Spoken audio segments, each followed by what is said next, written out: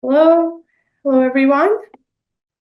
Welcome, welcome everyone. Thank you so much for joining POCUS Certification Academy for today's POCUS Bytes webinar. My name is Daria and I will be your webinar host today. The webinar is now beginning, so all lines have been muted. Please use the Q&A box for any questions or the chat box for comments you have throughout the webinar. Today's topic is the 6-minute shoulder exam, and our speaker is Dr. Cliff Gronses. Dr. Gronses is an accomplished physician, inventor, entrepreneur, and decorated ultrasound teacher. He recognizes ultrasound as a medical superpower and key tool for any physical exam. He developed MSK-NAV, a renowned ultrasound training platform that teaches ultrasound master courses worldwide, and is the founder of the nonprofit organization NIAGI Project, which harnesses the power of technology to teach prenatal and emergency ultrasound skills to local healthcare workers in the least fortunate regions. Welcome, Dr. Gronses. We are so happy to have you here with us. Thank you so much for taking the time to present. Yeah, thank you, Daria, and thank you, POCUS, for giving me the opportunity to kind of share a little bit of my wisdom. I've been doing ultrasound for almost a quarter century. I realized I saw it years ago at a conference, and I fell in love with the idea that you can look inside the body harmlessly. I don't have to explain the beauty of ultrasound to this audience. But what I've learned over the years is that one, MSK ultrasound is the hardest to learn. I started backwards. I should have started with something bigger like livers and kidneys rather than small little ligaments and tendons. But that's okay. It's been a long slog, and over the years, I've realized that there are fast ways to learn MSK ultrasound, and there's the slow path. I took the slow path. I'm a slow learner, but I think I finally figured out how to transfer the knowledge fairly efficiently. The topic of my lecture today is the 6-minute shoulder, and the reason it's 6 minutes is time is one of our most valuable assets these days. And if it takes you a long time to scan a body part, then you're probably not going to have positive reinforcement to do it.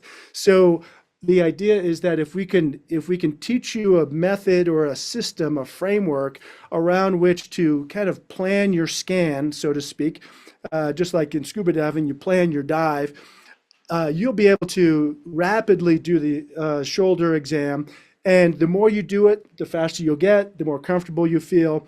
And the whole concept of ultrasound is, you may not see it, but it sees you. So understanding what you're looking for and what you're looking at is really the key part of my presentation. So I'm hoping that at the end of this webinar, I will review the anatomy, and there's 3 layers of anatomy. There's gross anatomy, which is, the arm bones connected to the forearm bone, etc. So there's gross anatomy. There's the fine anatomy, which is the small little bumps on the bones and ligaments and tendons. And then there's the ultrafine anatomy. So that's the 3rd layer. That's the MSK level, which is the hardest to try to figure out what you're looking at. So I will try to use the software that I developed, MSK-NAV, for demonstrating that. I was going to do a live demo, but I think because of the time constraints, today I will just teach you the foundational framework from which you could do the ultrasound of the shoulder. So I'm going to share my screen, and then we will get started. And so I'm going to open up the shoulder here. So in the shoulder, you have 3 main zones. You've got the anterior part of the shoulder, you have the lateral shoulder, and you have the posterior shoulder.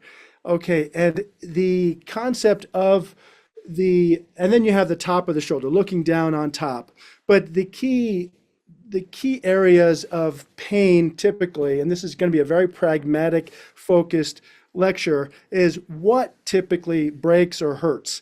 And so with that, you can look at all of the nuanced, small little microstructures that might be in the shoulder, but they really don't matter unless they're causing clinical symptoms for the most part, unless you're in academics, etc. But people will typically come to you with pain or clicking or dysfunction. And the idea is, what are the major pathologic issues or anatomic parts that'll break? So in the anterior shoulder, you've got three main anatomic body parts. The biceps brachii long head, not the short head, because the short head rarely breaks, but the biceps long head oftentimes will get asymptomatic. The subscapularis, and then the acromioclavicular joint. So using the rule of threes, those are the three body parts that you should be able to quickly scan in the anterior shoulder. In the lateral shoulder, you have the supraspinatus, and then which is more the anterior part of the supraspinatus, you have the supraspinatus infraspinatus conjoined tendon, which is the junction, which is the kind of the posterior supraspinatus.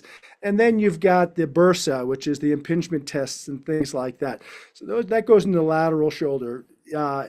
In my app, it's got the lateral shoulder kind of integrated in with the anterior, but I've really, over the years, I've learned to separate them. And then in the posterior shoulder, you've got the main body part is going to be the glenohumeral joint and the infraspinatus tendon. The teres minor is in the back shoulder as well. It rarely gets dysfunctional unless you've got an axillary nerve injury from, say, quadrilateral space syndrome or a mass or something like that. Or you can have a massive rotator cuff tear. The teres minor is back there. We're all taught to find it on ultrasound, which is difficult, and I'll explain why. But the main culprits are going to be the infraspinatus tendon, muscle and tendon, and the glenohumeral joint. So with that, let me just review the anatomy very quickly so that can all get you kind of clued in. So on the anterior shoulder, the concept of finding that you got three things: biceps long head tendon, you've got the subscapularis, and then you've got the AC joint.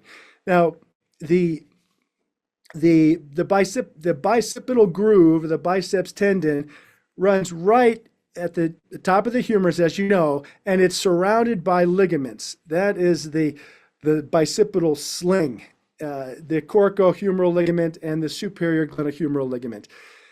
What those ligaments do is seal the joint fluid inside of the shoulder joint, because the long head of the biceps tendon actually originates from inside the joint, inside the capsule, surrounded by fluid, and then it has to exit outside of the joint and not leak. So the concept of the bicipital groove is a key landmark for scanning the shoulder. So that's your home base, that's your lighthouse, that's where you want to find first. And I'll explain how to do that in a minute. The subscapularis originates from the anterior part of the scapula, and it attaches to the lesser tuberosity. So, and it's not just fixed at the lesser tuberosity, it actually extends fibers across this bicipital groove in the transverse humeral ligament that helps anchor the biceps long head tendon into that groove. The supraspinatus also will send fibers across and hold that biceps tendon in. And then the acromioclavicular joint up on top is quite shallow. It's oftentimes degenerated. It's only relevant clinically if it hurts. So the key thing there is variable compression. So when you're scanning the shoulder, if you've got somebody with anterior shoulder pain, first of all, the key thing is ABC. Assess the patient, poke on them, move them, see where it hurts, get a pre-scan assessment of where you think the pain may be coming from, and then be prepared. So get yourself, your patient, and the machine set up so that ergonomically you can scan this efficiently. Some people will scan the shoulder standing up behind the patient, some will sit in front, some will have them lying down. Whatever you like, it doesn't really matter as long as you're efficient with it. The concept is you've got, again, this rule of threes, you've got three things to move in the room: you, the machine, and the patient. So set yourself up for success. And then the last thing, the A, B, and the C, the checklist, is make that list. So you've got biceps, subscapularis, and acromioclavicular joint. Now, if you go to the posterior shoulder, the key thing for the posterior shoulder is the glenohumeral joint and the labrum in the back. You have the spinal glenoid notch and the supraspinatus little notch that for a labral cyst that may form. You don't see them that often, but you can, and they can cause some impingement on different structures back there.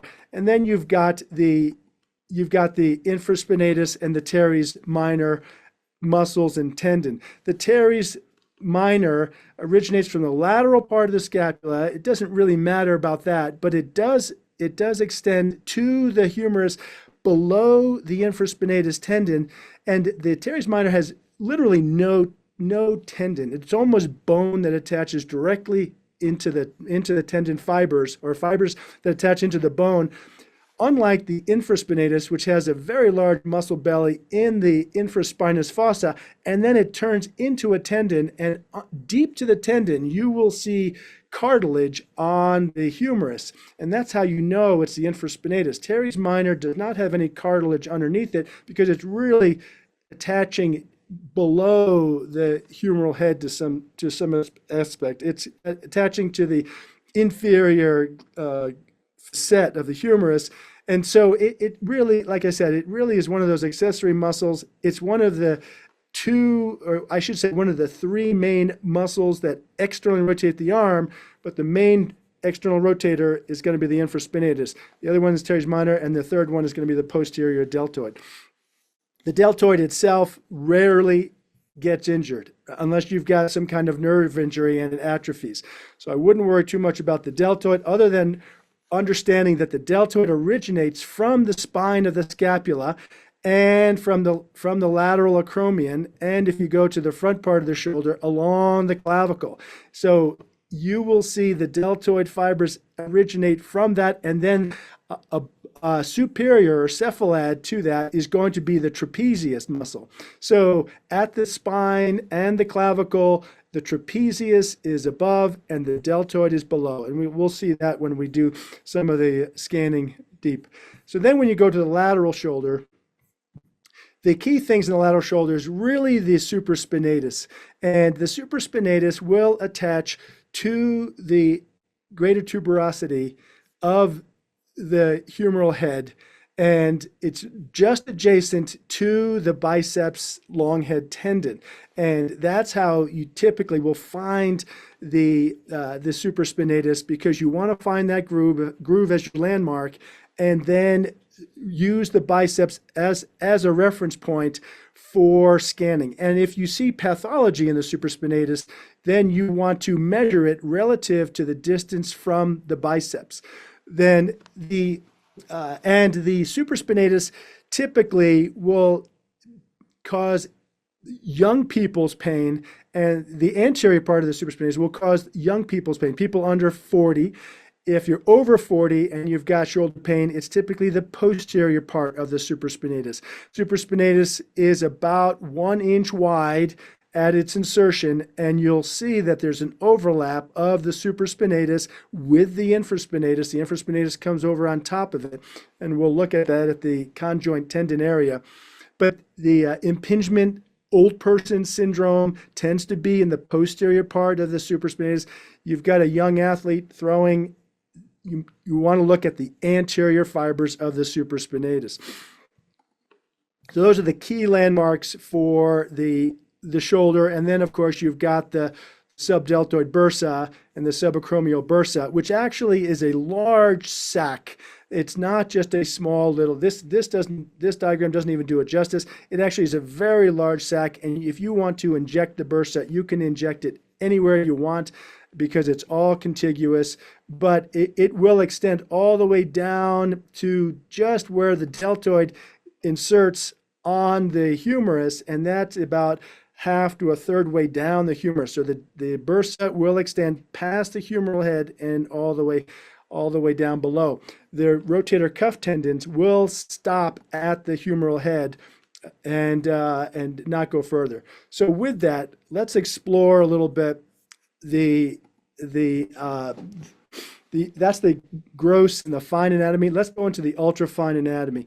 Now I'm going to use this software just to help identify some of the body parts. So if you're scanning the anterior shoulder, you want to have somebody in the what's called the waiter's tip position. There's three main positions for scanning the shoulder: waiter's tip, and the acronym is, do you have any money? And then you externally rotate and they say, I don't know. And then they put their hand in their back pocket to check their wallet. And that's the modified CRAS position. So this is the waiter's tip position. You can see the long axis of the biceps tendon is going to be along the length of the humerus. And then the short axis view is going to be transverse to that. So yeah, if you look at the short axis view of the biceps tendon, you will see that bright little oval going on, sitting right there. And you can see deep to that is going to be that bright little, the bony contour of the humeral head. If you jump down, further down into the groove, you will see again this little oval shape, and you should get some anisotropy out of that. And then you can see the humeral head with its bicipital groove. That bicipital groove is your home base or your landmark for scanning the long head of the biceps, and also to orient yourself relative to the subscapularis and the supraspinatus. Subscapularis, as we discussed, is more medial, attaches to the lesser tuberosity, and the supraspinatus is more posterior or lateral to the biceps tendon, and that's going to be the greater tuberosity. And this is the valley of the tuberosities. So the key thing here is that overlying this is the skin and fat, and then you've got the deltoid muscle on top of that. So now if you go into back up to the shoulders, above the bicipital groove, you'll see that you got the biceps right there. And if you look closely, you may not have seen it, but there's a black rim around that. That is the bicipital sling. So that's the coracohumeral ligament and the superior glenohumeral ligament.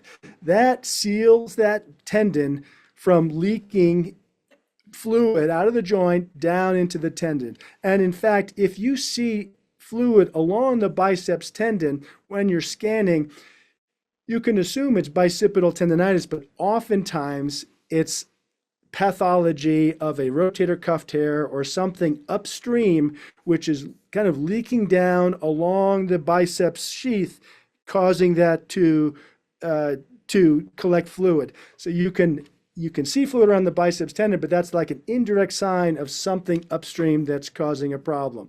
And then up on top is going to be the subacromial subdeltoid bursa. And right medial to that is going to be the subscapularis. So if we scan down, if you look in the upper left here, you'll see this is a short axis view of the biceps tendon. And if you want to just slowly keep the biceps in view and follow it down, and you'll see the profound anisotropy, the winking that you get from a tendon. And you'll see right there, it winks at you, and that way you know it's still there. And if you come down, as it comes down, you'll see the humerus in the bottom left corner start to crest up, the lateral crest here.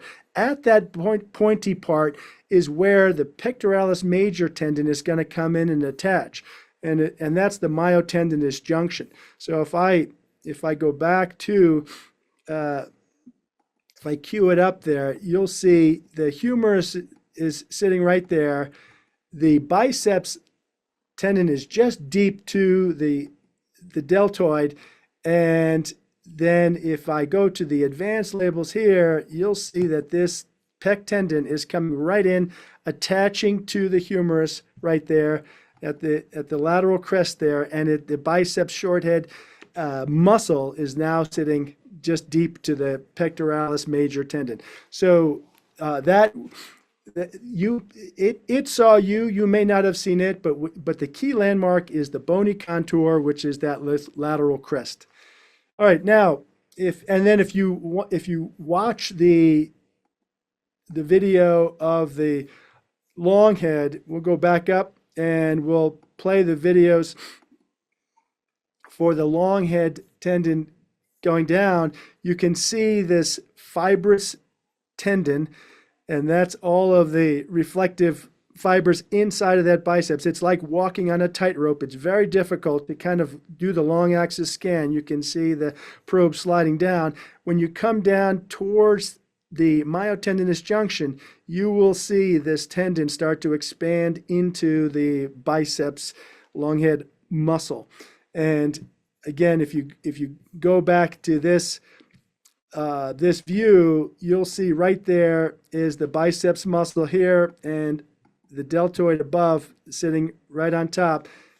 I'm going to put on the advanced labels, and right above that is going to be the intramuscular septum, but right above that is the pec major tendon in short axis. Okay, so that's a long and short view of the biceps tendon. You should be able to do that very quickly, assuming there's not a lot of pathology. And my recommendation is, if you think that it's a bicipital tendinitis or something like that, always go to the point of interest last. That way you can actually scan everything else, get it all out of the way, and then look at your area of interest. So let's go to the subscapularis. So subscapularis, same kind of deal. Here's the waiter tip position, but the arm is externally rotated here. The long axis of the tendon is oriented kind of horizontal to the ground. It's a little bit of a 30-degree angle, and the short axis goes across. The subscapularis is a muscle that has 3 or 4 little fibers to it that the myotendinous junction gives this false read of a tear inside the muscle belly, but you can see that it attaches to the humerus in a kind of bird beak kind of manner, and you can't see it very well in this one image, but the bicipital tendon, the long head, is sitting right down there, and then you can see that the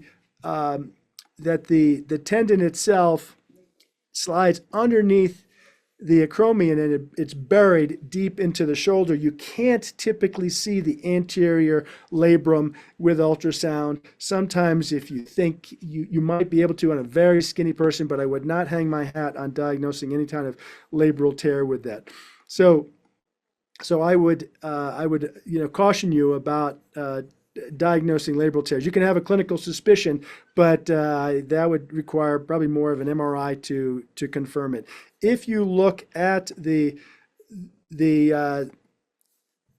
subscapularis tendon right here, this is the subscapularis right here, you will see that it has multiple little interdigitary little fibers or little clefts in there that makes it look like it's a tear. When you see anisotropy or anechoic or hypoechoic signal, you think, oh, well, that's probably pathology. No, in this case, the subscapularis is notorious for having 3 or 4 little myofibrils that look like tears, more in the proximal section, not so much in the distal tendon section. And so you want to just be careful not to overcall. Remember that ultrasound is an extension of your physical exam, so do not overcall something that does not seem to relate to the clinical setting. If we go quickly to the acromioclavicular joint, you have to change your settings very quickly because it is a very shallow joint, and what you want to do is dial down or change your depth very quickly. You might have to even change your frequency so you can actually see into the joint a bit. You'll see the 2 bones, the clavicle and the acromion, and then you'll have this capsule up on top. The capsule will sometimes be distended. The key thing about the AC joint is just because you see that it's worn out, just with age, anybody over 40 is going to have bone contours with little osteophytes or cortical irregularities, but you have to put variable compression on it and see if it hurts. If it doesn't hurt, move on. It's just just a unwanted birthday gift that comes with life. And the whole goal for the AC joint is really to put pressure on it and to see if it actually is tender to palpation. You can do the scarf test, which is reaching across your body and compressing that joint a little bit to see if it moves. But if it doesn't hurt, or if it moves significantly and it subluxes, that's a different story. But again, if it's not symptomatic, it's probably not that relevant for your time to focus on. The bottom view is a in plane view, but it's not. This is what you would use for an injection if you were just scanning and trying to inject into the joint. We won't talk about injections today. So that's the quick overview of the anterior shoulder, biceps tendon, subscapularis, AC joint. Now, most of the pathology happens in the supraspinatus tendon and the supraspinatus muscle.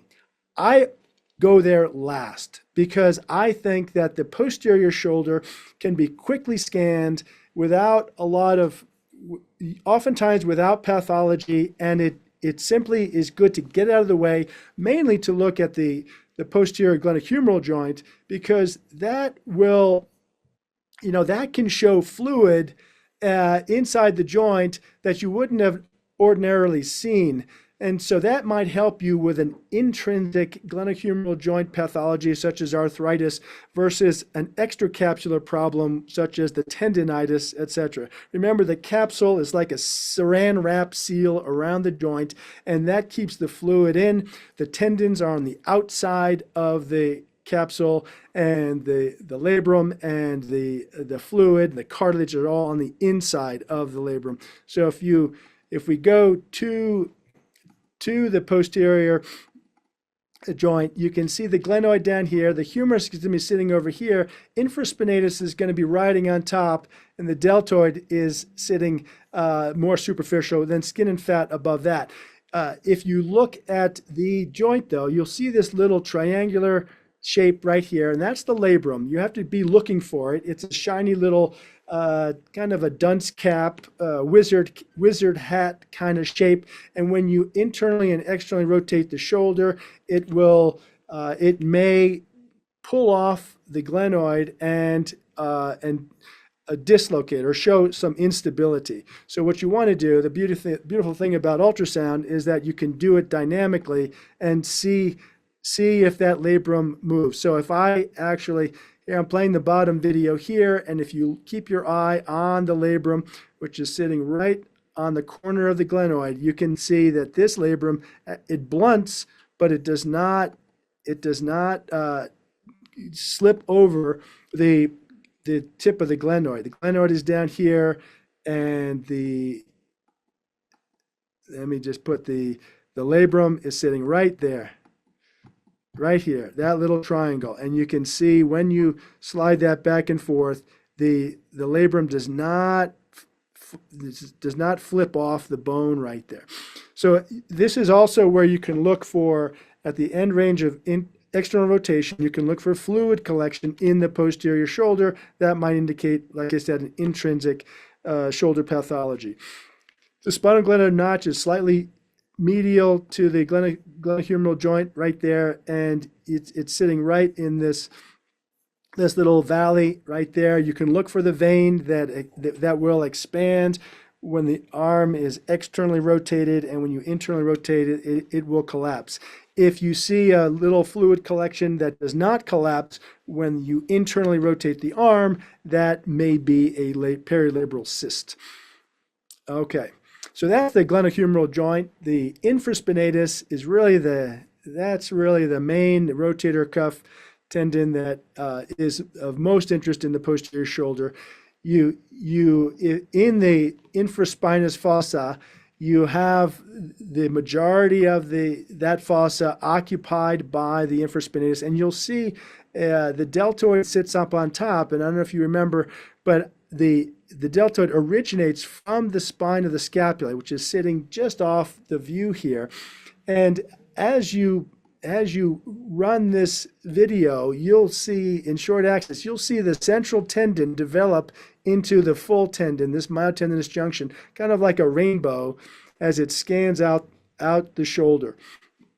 And the concept is that the central tendon, this myotendinous junction, will typically show this nice white rainbow. Let me cue it up here, and I will show you I'll put the labels on it right here, the infraspinatus sitting there. And then if you look at it, this is the central tendon right here, this bright little white shiny. So you want to look for that. If you see that the muscle looks very similar to the tendon, that may be suggestion of fatty atrophy. If it loses its kind of heteroechoic architecture and it looks a little bit kind of bright white, especially if you compare it to, say, the overlying deltoid, that may be an indication that it's a kind of a chronic tear or denervation from the suprascapular nerve. So that's something to look at.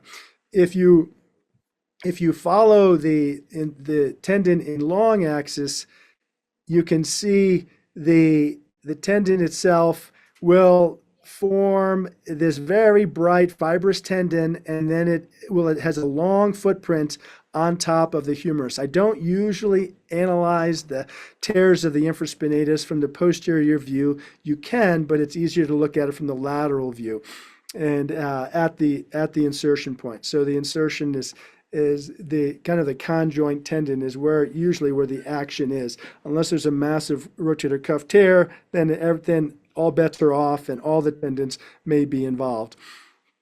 So that's a quick overview of the infraspinatus. But the key thing, though, is that the cartilage on the humeral head, you can see that deep to the infraspinatus. You will not see that deep to the teres minor.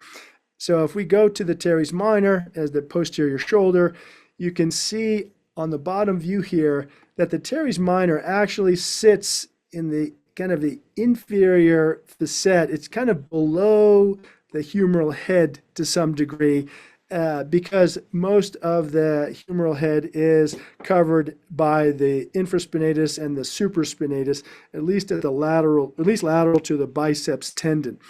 Overlying it is going to be the deltoid. This is in the short axis view. In the long axis view, you can see the humeral head here, and then the teres minor tendon is sitting right on there's almost no tendon. If you look at the architecture, it's almost all muscle that then attaches into the bone. So you don't see that bright white tendon like you see with the infraspinatus. Overlying it, of course, is the deltoid, which does not break typically. But the teres minor usually does not break unless you've got some axillary nerve or massive rotator cuff tear we talked about. But if you follow the teres minor back, you'll see that it's fairly short. It actually originates from the lateral scapula, and you can try to find it. That's more academic. It really doesn't have a lot of usefulness clinically unless you're really suspicious of a quadrilateral space syndrome. Okay, so now let's go back to the lateral shoulder here. So let's go back to where the money is, and that's the supraspinatus, because that's the one that usually will break and tear, like I talked about. A couple of positions for the supraspinatus. You want to pull it out from underneath the acromion, and so you've got the cras position here, which is the arm behind the back. This is a more difficult position to scan in because the biceps tendon tends to get buried inside of the joint, and it's hard to find it for reference.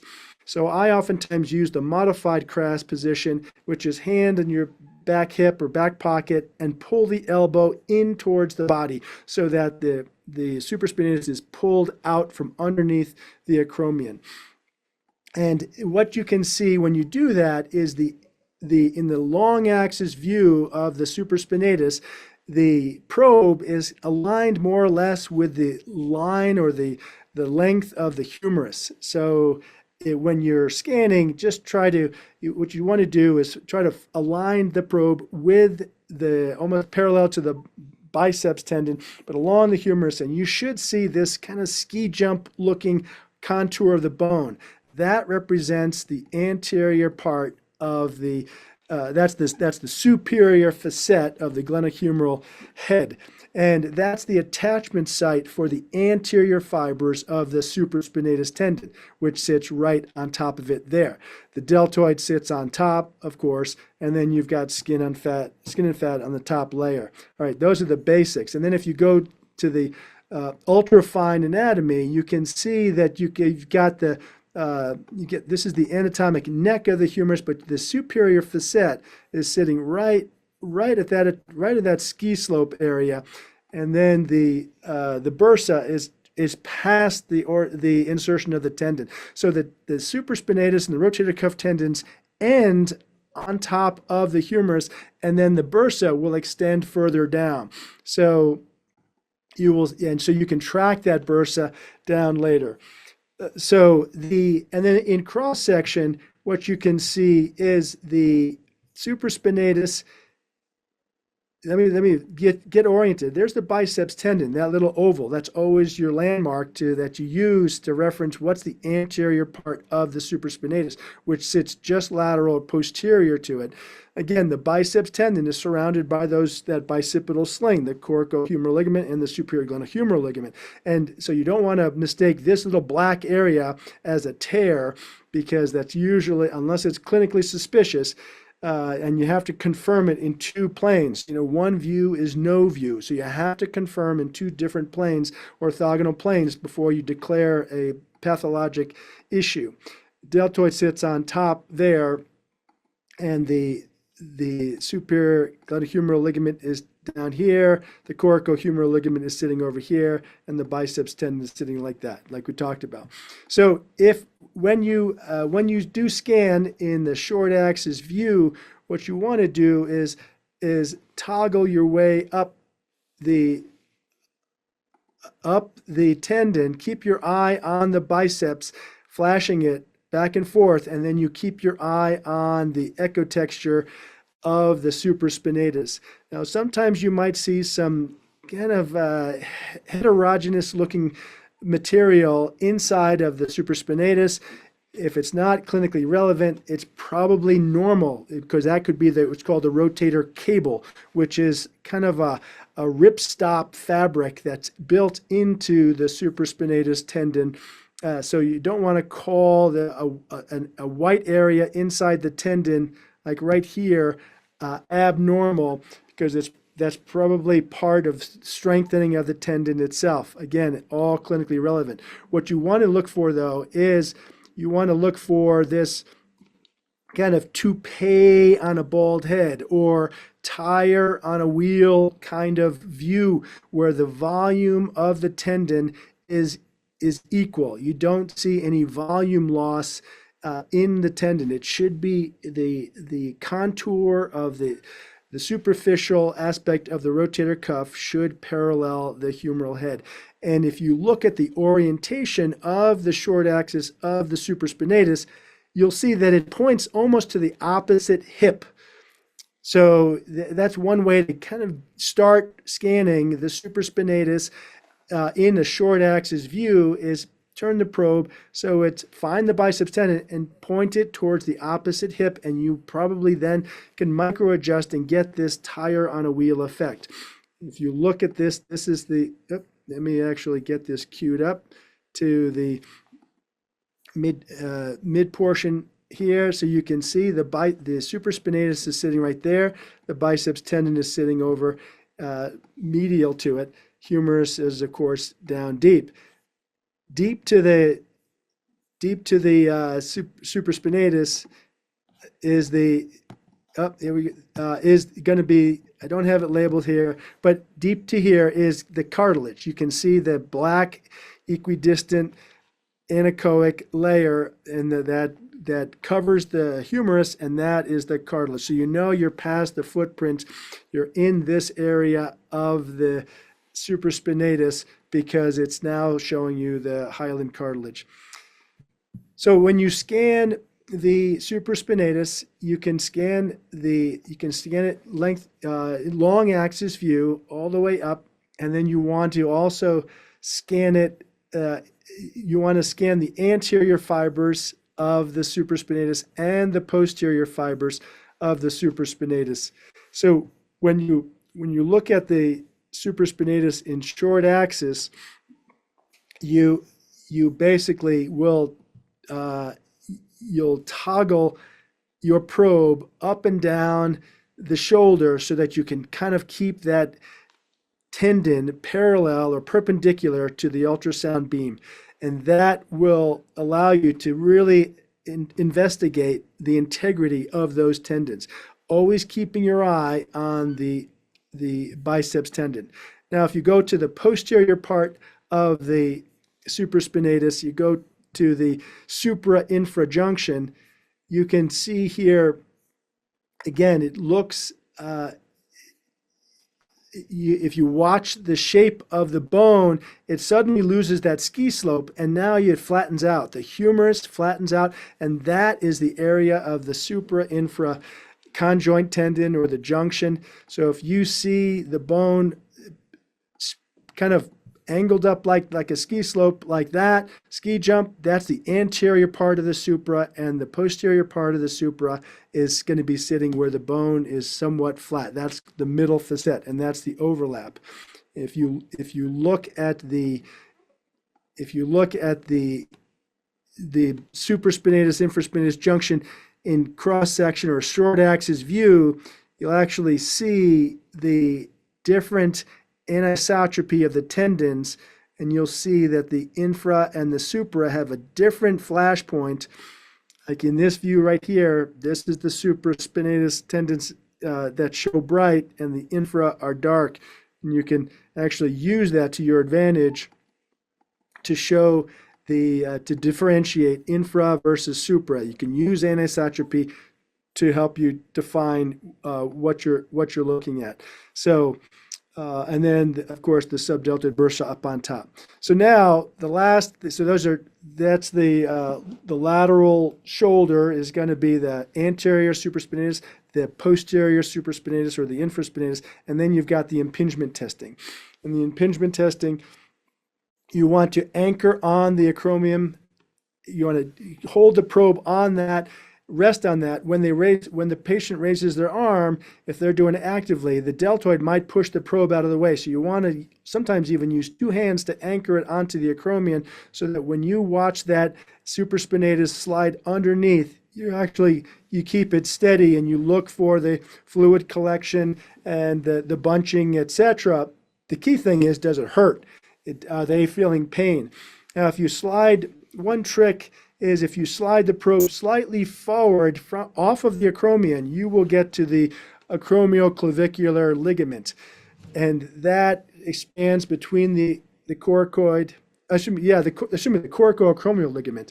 And the coracoacromial ligament acts like a roof to the bursa and the supraspinatus tendon, but that never breaks. The coracoacromial ligament is just kind of this fabric which will stretch a little bit, unlike the acromion, which does not budge when the arm is elevated over the head.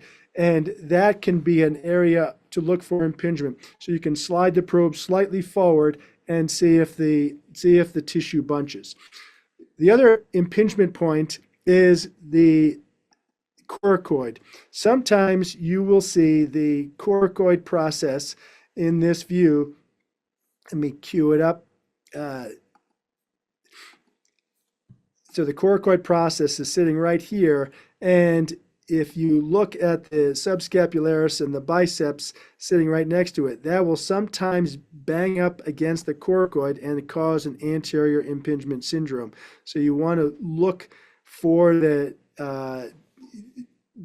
distance between the humerus and the coracoid to see if it actually causes some symptomatic issues at that point. If the biceps tendon long head is subluxing, the best way to really evaluate whether or not it will relocate is to internally rotate the arm, because as you internally rotate, sometimes the coracoid will push that biceps tendon back into the groove. If you've got a subluxing biceps tendon, long head, you by definition have a subscapularis insertional tear as well. As we discussed, the subscapularis will cause or will shed some fibers across that transverse humeral ligament, anchoring that biceps tendon in the groove. And that can, if you've got the biceps tendon that is slipping up over out of the groove, the subscapularis is torn. All right. Well, that's a lot of information, and I hope that you got something useful out of it. Again, the concept is plan your dive, dive your plan. So 3 things in the front that you want to identify, 3 things in the back you want to identify, 3 things on the side you want to identify. So anterior, biceps, long head, subscapularis, AC joint, posterior, glenohumeral joint, infraspinatus, teres minor. Lateral is the supraspinatus, both the anterior portion, the posterior portion with a supra-infrajunction and impingement testing. You should be able to scan those 2 minutes each section, assuming it's normal. And my recommendation is to always go to the area of concern last so as to avoid the getting sucked into the rabbit hole of looking for pathology and you forget to scan the rest of the. Well, thank you so much for this very detailed presentation. We had a lot of people commenting throughout the webinar. I did launch a quiz for everyone, so take your time to answer those, kind of check your knowledge that Dr. Gronsets put together for you. We have a couple of questions in the Q&A box. So we'll start with the first question from Karis Joseph. Recently, my ED got a Sonosite PX, and I love the image quality and noticed it made a huge difference in my diagnostic skill. What machine do you use?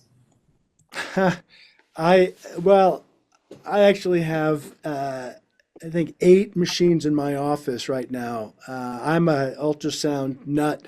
I have everything from portable butterfly, which I haven't seen the latest version of the butterfly, but the portability of the butterfly is quite helpful. Clarius for a portable probe has excellent image quality if you're going to use a portable probe for it. I actually mainly use a Konica Minolta machine for my MSK. They have a very good set of probes for musculoskeletal. But the key thing is just they're all very good. You have to just know what you're looking for. So I don't work for any one ultrasound company. I've used GEs, Terasons, Canons. I mean, they're all. It depends on your price point, and the Sonosites are fantastic machines. It's my suggestion to you is find the machine that you have, play with it, figure out the knobology as best you can. And the knobs are basically, I have a saying when I teach my courses, frequently depth gains focus. So you want to find out where those buttons are. So frequency, the depth, the gain, and the focus. And just like driving a car, you're always changing those. You don't drive the same speed in the same direction when you get in your car. You're constantly speeding up, slowing down, moving, and putting on your blinker, etc. Just like driving, ultrasound scanning, you're constantly trying to get your image quality, I call it IQ, to their maximum. And you have to understand the concepts of what the frequency, when do you change the frequency, and what's the depth range, changing the gain and the TGC and the focal zones, so important.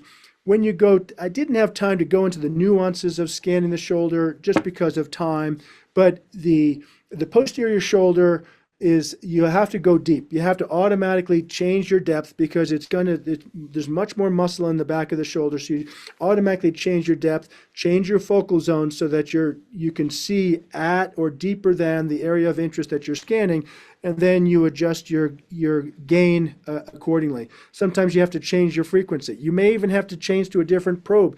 If it's a large person, you may have to go to a curvilinear probe in the posterior shoulders to really be able to see the glenohumeral joint with any type of accuracy. Remember, you're looking for pathology, right? I mean, you can look for normal things and that's great, but you're really trying to make a diagnosis and you want to make it efficiently. I think of ultrasound as an uber physical exam. It's a super exam. So you have the ability to look inside the body, not just poke and prod on the outside and have them move. You get to see inside, see if you can find that the source of their problem, and that's the magic of it. Thank you so much for an excellent detailed explanation.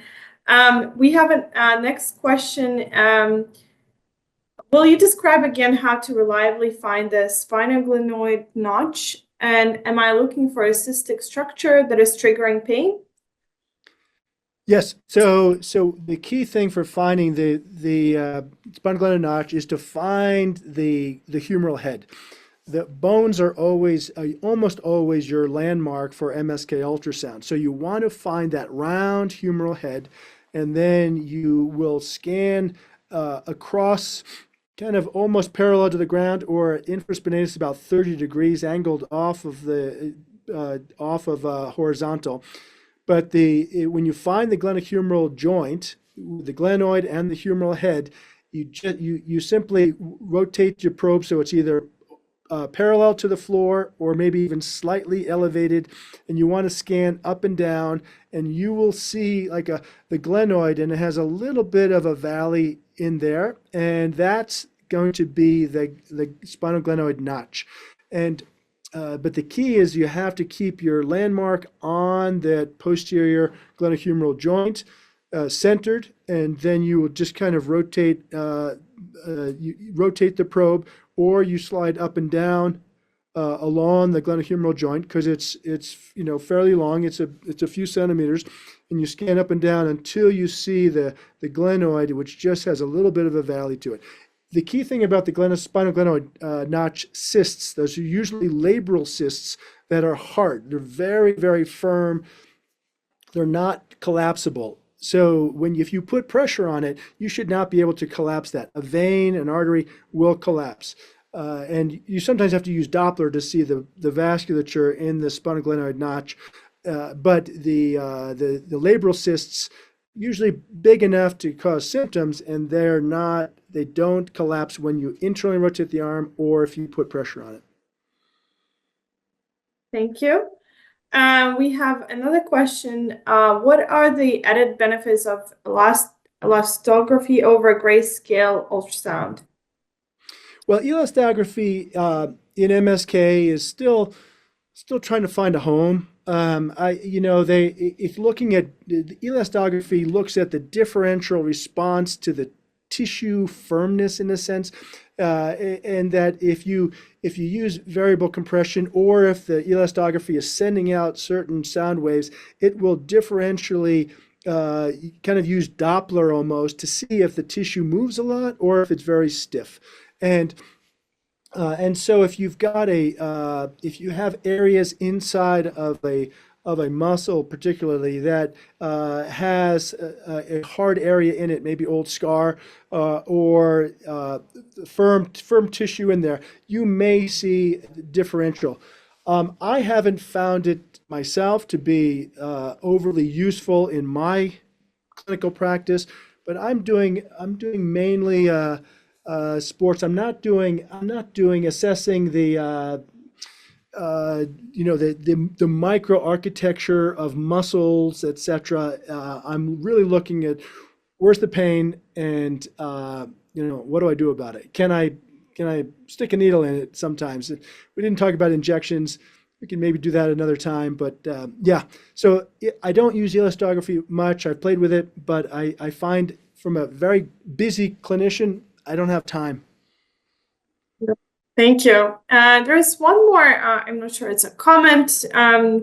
James Watt, I was asking to speak a little bit more about shoulder blade, maybe that's something you want to touch base on. But other than that, I don't see any more questions. We still have 5 minutes, so if anyone wants to submit questions, feel free to do that in the Q&A box. I could give a little, when you're doing a report, sometimes people ask, well, what should I document? What should I say? I have again, I have a little Dr. Cliff's notes, usually go deep to superficial. So it goes bones, ligaments, tendons, and nerves, blood vessels and bursa, and then other. And my mnemonic is BLT, no bloody onions. So bones, ligaments, tendons, nerves, bloody is bursa or blood vessels, and then other. And the bones, they include cartilage if there's cartilage thinning, divots, etc., alterations if there's gouty crystals on top of the cartilage. The ligaments are fairly self-explanatory, but that includes the capsule around a joint that you might comment on. The tendons, again, myotendinous junction, you look for the critical zones where the muscle turns into a tendon. That's where it oftentimes breaks down, or at the insertion points. And then the nerves, if it's relevant in the shoulder, not as much. You can have the suprascapular nerve or the axillary nerve if you're concerned about it. We didn't go into that kind of detail today.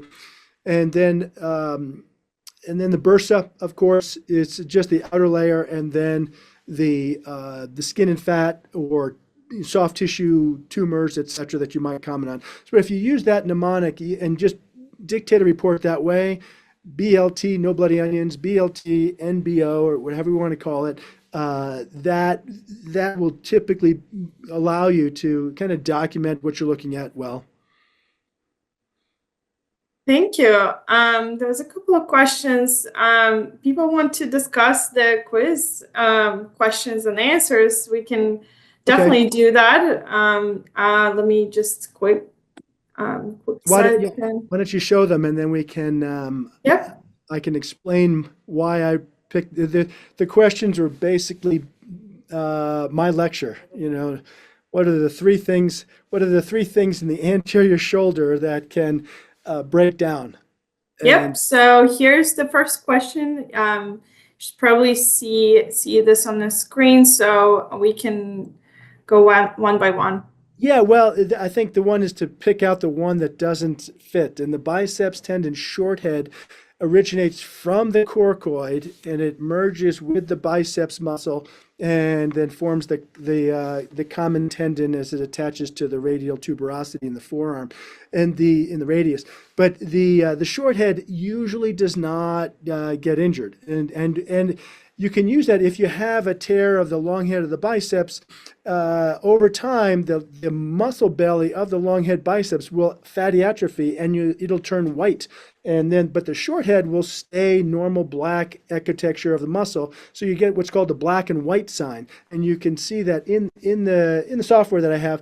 I didn't go over the pathology, but you can see the kind of the differential of a chronically torn or atrophied muscle and a normal muscle.